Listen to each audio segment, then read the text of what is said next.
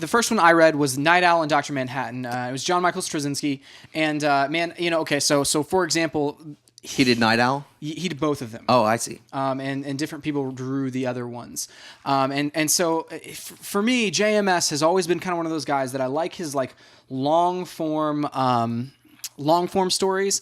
Like for example, the Superman Earth 1 graphic novel. You know, that was great. But then at the same time as Superman Earth 1 came out, he was running on a run on Superman that was just terrible. Called Grounded. And it was Grounded. And it was just, we've talked about it before. We've mentioned it, alluded to the fact that we really didn't like it. Right. And I have mixed feelings about JMS. And so like moving into this, I didn't know what to expect. I didn't know whether to expect, great things out of it. And Nite Owl was one of my favorite characters from the original graphic novel. And, and so I was kind of excited to see how that story would play out, but I didn't know.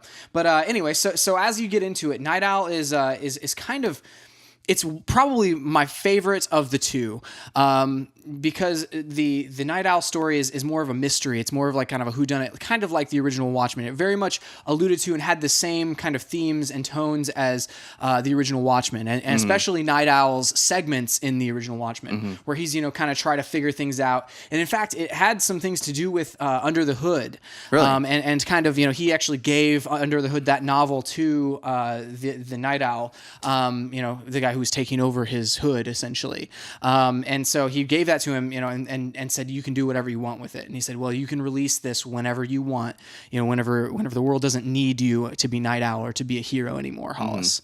You can release this then. And so that kind of played into the character as well, because it introduced this other level to Nite Owl and to that character that you didn't have before. It introduced this backstory that was kind of painful and had these painful memories in it that that you never had. And it touched on Rorschach as well, and the dynamic between Nite Owl and Rorschach and how they teamed up initially, and how that kind of developed, and the tension that they had, why potentially did it fall apart, what were those types of things. So it kind of deals with all of those things. So that story I was very, very happy with. I was very pleased with that one. That was one of my favorite ones that I read of the four different stories. Then in the second half of the book, Dr. Manhattan is addressed. Now, in the original Watchmen, Dr. Manhattan, somebody, I've seen, in forums and stuff where it's like, oh, Watchmen, it's such a stupid thing because there's only one person that's actually a superhero.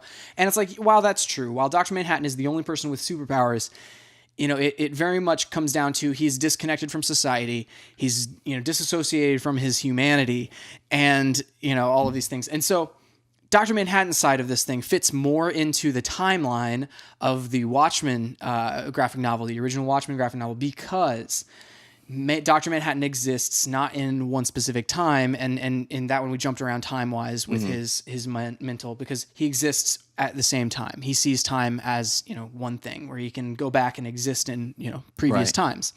So this kind of actually plays into the Watchmen graphic novel. It fits in the timeline. There's literally a frame that you go, oh, this is where that happens, and it kind of goes on. And so I never really liked the disconnectedness of and the alinear storytelling of Dr. Manhattan's storyline in Watchmen. So the fact that this was exactly kind of the same thing, I kind of like muscled my way through the pages. Yeah. Just because it was so non-linear, so much, disconnect, and it dealt with a lot of the same themes, but it did give you a extra bit of information moving into the final chapters of Watchmen, like the final third of the original Watchmen graphic novels, because it gives you the reason behind why certain, there's a couple of events that happen where he, not Dr. Manhattan. This might be a spoiler for people. Spoiler if you don't want to know. Zip forward like 3 seconds. Dr. Manhattan talks to Ozymandias, and so that conversation that they have in Watchmen and that sort of thing, it tells you why that was the way it was, and why that took place. Yeah, and why Ozymandias was able to kind of fool Dr. Manhattan to a certain extent, and Dr. Manhattan didn't see it coming, and to a certain extent it might have even been Dr. Manhattan's fault in the first place. Right. So that's kind of at the end of this one. There was a backup story. There's the one shot of Moloch, and that was actually I was glad they slipped that in, because if I had to finish the book on Dr. Manhattan without action and without that sort of thing, I definitely think that I would have been a little bit I would have been a little bit bored to a certain extent.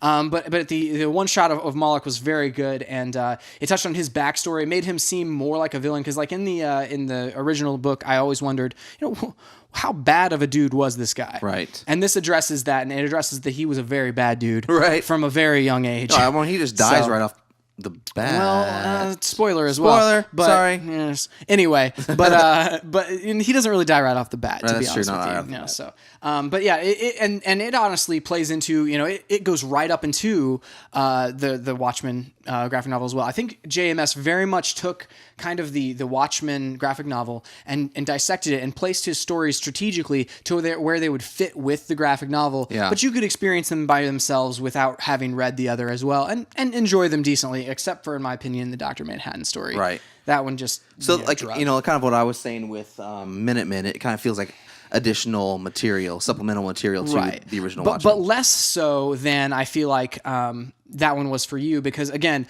especially the Nite Owl story, you can experience that one. It's a mystery in and of itself. Mm-hmm. It wraps itself up, while there were certain aspects of it that you would appreciate, having read Watchmen or reading Watchmen directly after, you would appreciate that. I don't think it's necessary. It stands alone on its own. So does Moloch. Right. But Dr. Manhattan very much does not. It needs to be in there. So, you need to have known what's going on in Watchmen to understand any of that.